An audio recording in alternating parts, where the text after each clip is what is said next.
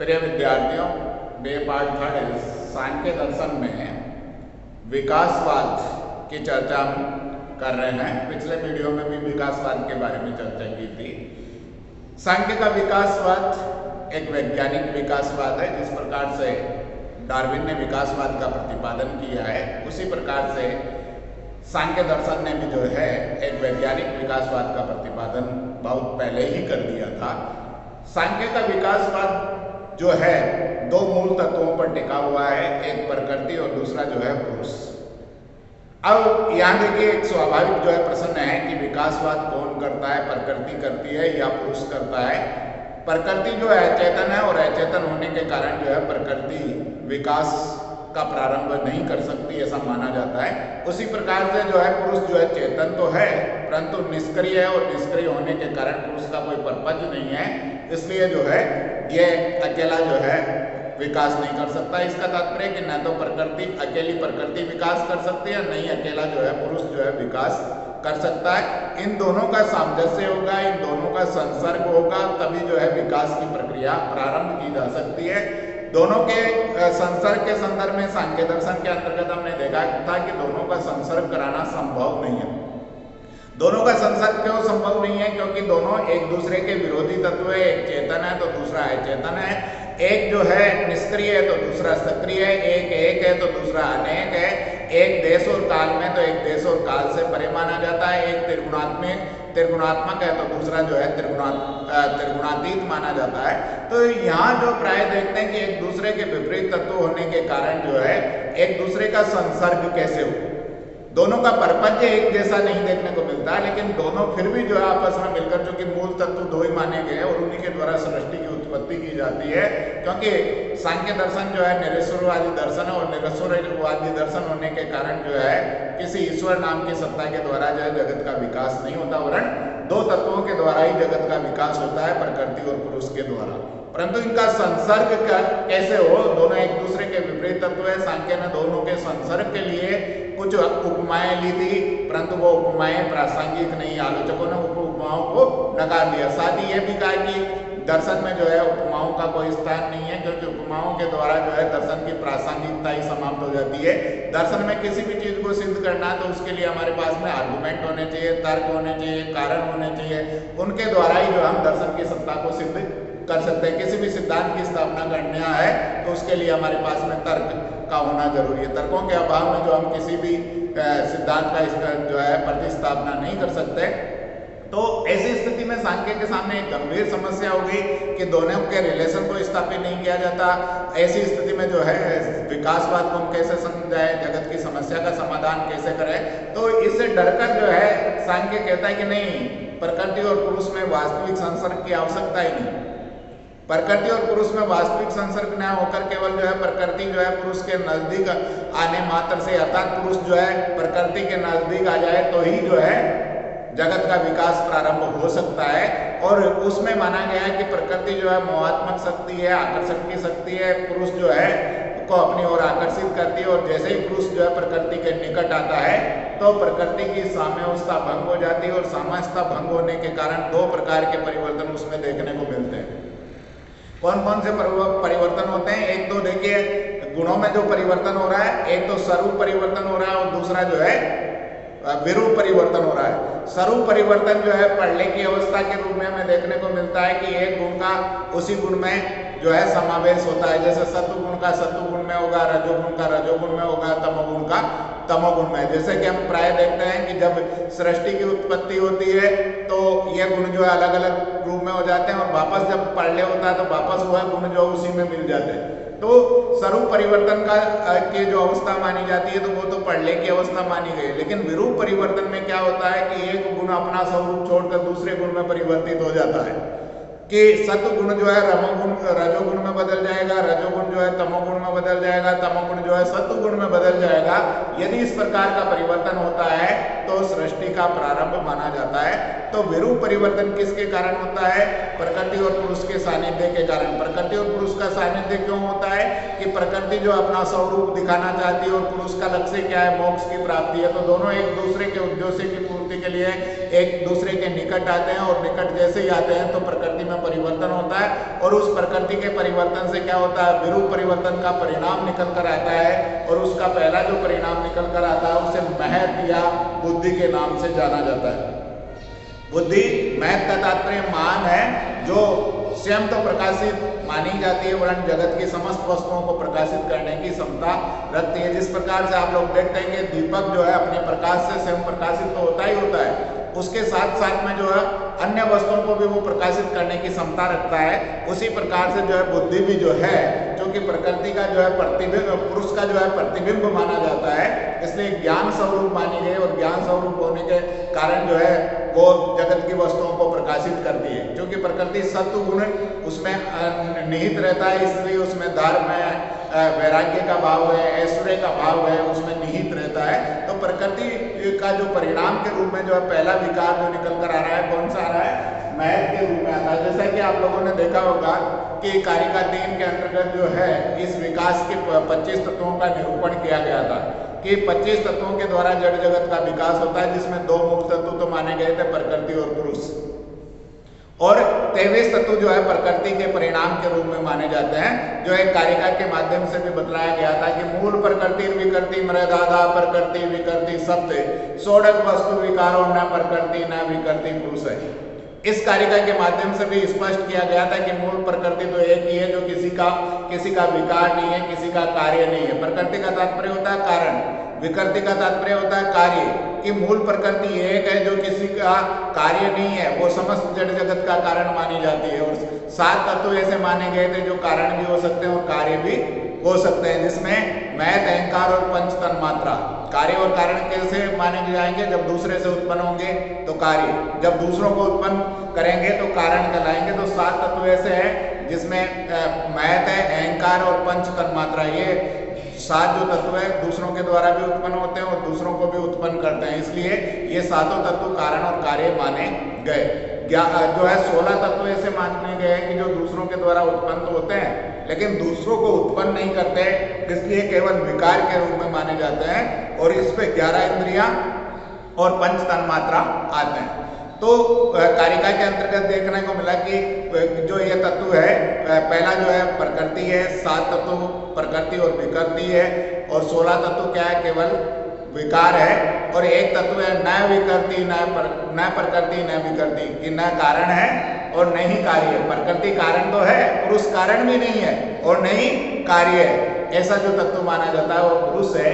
तो ये 25 तत्व है जिनके द्वारा प्रकृति जो है जड़ जगत का विकास माना जाता है। तो प्रकृति और पुरुष का जब संसर्ग होता है, दोनों निकट आते हैं, तो पहला जो परिवर्तन जो देखने को मिलता है वो महत के रूप में होता है, क्योंकि पुरुष जो है ज्ञान स्वरूप माना गया, शुद्ध चैतन्य माना गया। तो ये प्रतिबिंब जो है उसके जो है जिस प्रकार से शीशे में हम किसी वस्तु को देखते हैं तो वो उसी रूप में दिखाई देती है। तो ये ज्ञान स्वरूप जो है बुद्धि जो है उसके द्वारा जो हमें प्रकाश का जो है ज्ञान देखने को मिलता है। तो बुद्धि जो है महान मानी गई है, महत जो महान माना गया है, ये अपने साथ जो है जड़ आप स्वयं प्रकाशित होने के साथ साथ जो है जड़ जगत की वस्तुओं को भी ये प्रकाशित करने की क्षमता रखती है।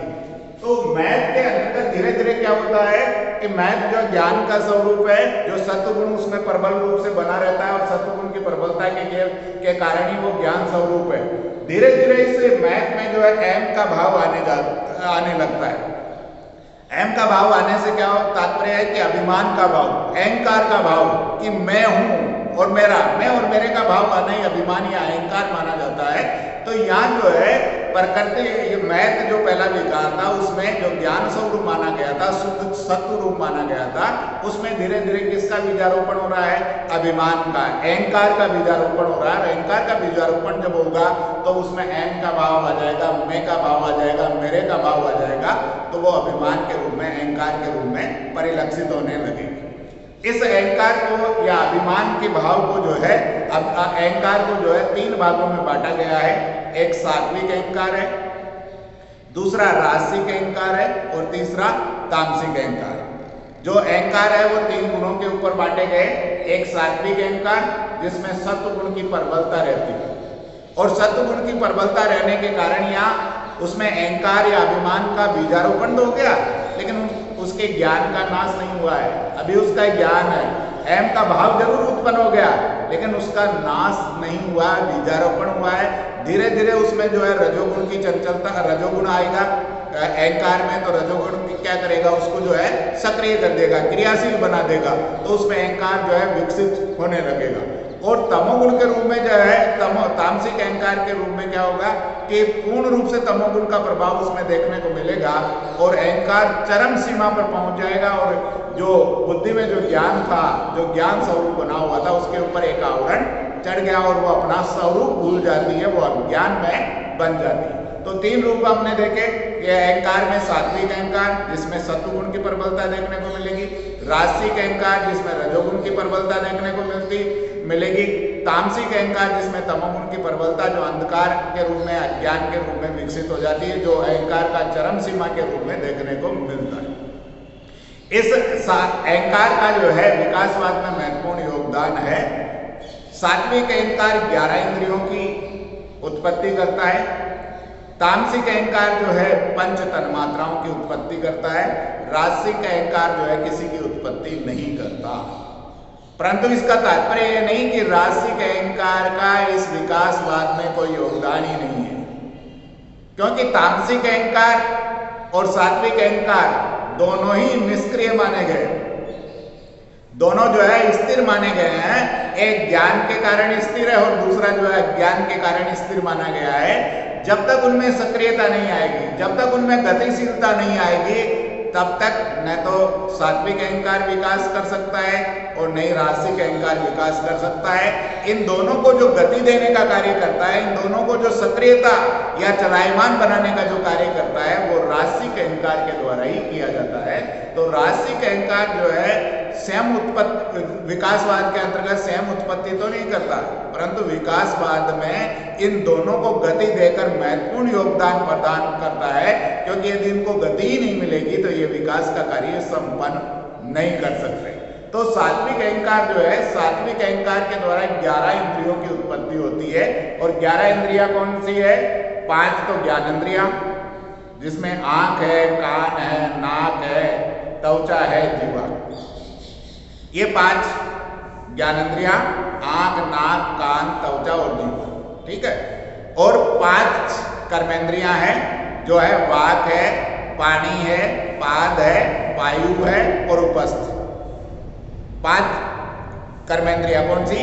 वाक, पानी, पाद, वायु और उपस्थ। और एक जो है इंटरनल सेंस ऑर्गन, जो आंतरिक इंद्रिय माना जाता है, वो कौन सा है? मन। इस प्रकार से 11 इंद्रियां हुई, 5 ज्ञानेंद्रियां, 5 कर्मेंद्रियां और मन। ये जो आपकी 11 इंद्रियां है, जो सबसे पहले देखेंगे कि आंख के द्वारा रूप का ज्ञान होता है, कान के द्वारा शब्द का ज्ञान होता है, नाक के द्वारा गंध का ज्ञान होता है, त्वचा के द्वारा स्पर्श का ज्ञान होता है और जीवा के द्वारा जो रस का ज्ञान, स्वाद का ज्ञान होता है। तो हमारी 5 ज्ञानेंद्रियां विभिन्न विषयों का ज्ञान कराती है। विभिन्न विषयों का जो ज्ञान कराने का कार्य करती है, वो हमारी ज्ञानेंद्रियां कराती है। शब्द है, स्पर्श है, रूप है, रस है, गंध, इन 5 विषयों का वो ज्ञान कराती है। 5 जो कर्मेंद्रियां हैं, जो कर्म करने के अंग मानी गई है। जैसे वाक की बात करें, वाक जो है बोलना होता है, जो मुंह के द्वारा संपादित किया जाता है। वाक का तात्पर्य क्या है? बोलना। और ये कार्य किसके द्वारा? इसका जो अंग माना जाता है मुंह है, मुंह के द्वारा हम वाणी का कार्य करते हैं। उसके बाद में वाक के बाद में पानी, पानी का तात्पर्य क्या होता है? हाथ। हाथ क्या करते हैं? फैलाने का कार्य करते हैं, प्रसार का कार्य करते हैं। पाद का तात्पर्य जो है पैर है, और पैर किस कार्य को रूप देते हैं? गति को रूप देते हैं, गमन करने का कार्य करते हैं। पायु मल द्वार है, जो शारीरिक शुद्धि का अंग माना जाता है, जो शारीरिक अशुद्धि है उसे बाहर करने का कार्य करता है। मलमूत्र आदि का परित्याग करने का जो कार्य है वो वायु के द्वारा किया जाएगा। उपस्थ जो है जनन के अंग है, जो संतानोत्पत्ति का कार्य करते हैं। तो 5 ज्ञानेंद्रियां होंगी और 5 कर्मेंद्रियां, जो बाह्य जगत के जितने विषयों का ज्ञान है ज्ञानेंद्रियों के द्वारा और कर्मेंद्रियों के द्वारा होता है। कुछ ज्ञान हमारे ऐसे हैं जो बाह्य इंद्रियों के द्वारा इनका ज्ञान नहीं होता है, जैसे सुख है, दुख है, राग है, द्वेष है, ईर्ष्या है, वैमनस्य है। इसका ज्ञान हमारी ज्ञानेंद्रियों और कर्मेंद्रियों के द्वारा नहीं होता। इसका ज्ञान हमें जो है हमारे मन के द्वारा होता है। इसलिए मन जो है इंटरनल सेंस ऑर्गन या आंतरिक इंद्रिय के रूप में 11वीं इंद्रिय मानी गई। तो ये 11 इंद्रियां हैं जो सात्विक अहंकार के द्वारा उत्पन्न होती है। उसके बाद में आप देखिए कि जो तामसिक अहंकार जो है पंच तन्मात्राओं की उत्पत्ति करता है। तन्मात्रा हम किसको कहते हैं? तन्मात्रा का उसे कहा जाता है पंच महाभूतों के सूक्ष्माति सूक्ष्म रूप।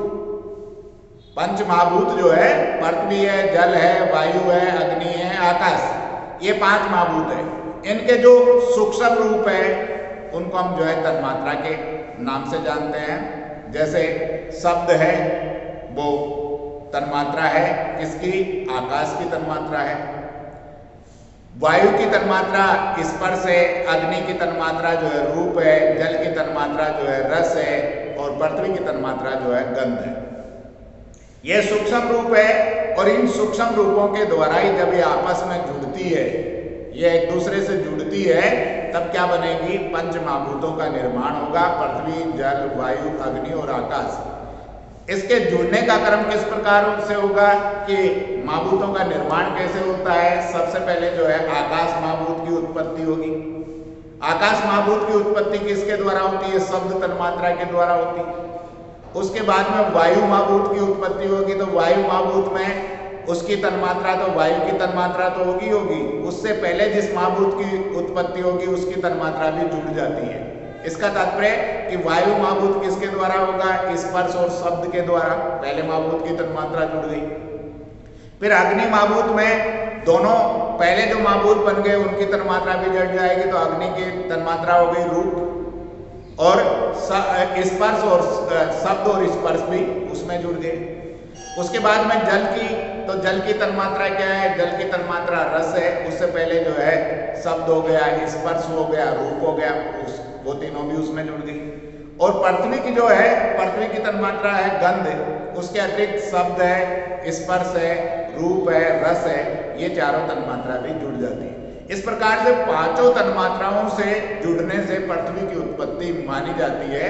तो महाभूतों की उत्पत्ति जो है तन्मात्राओं के द्वारा होती है, और जब महाभूतों की उत्पत्ति हो जाएगी तो उसके बाद में धीरे धीरे सूक्ष्म जीवों का विकास होता है, और धीरे धीरे जो है मानव के रूप में अन्य जीवों का धीरे धीरे जो है विकसित जीवों का विकास प्रारंभ होता है। तो इस प्रकार से हमने सांख्य दर्शन में विकासवाद कि किस प्रकार से प्रकृति और पुरुष के सानिध्य के द्वारा विकास का प्रारंभ होता है उसके संदर्भ में हमने चर्चा की है। नेक्स्ट वीडियो में इसका विकासवाद का स्वरूप जो है किस प्रकार से होगा, इसके द्वारा पंचमहाभूतों की उत्पत्ति जो की गई है उसके बारे में हम चर्चा करेंगे। धन्यवाद।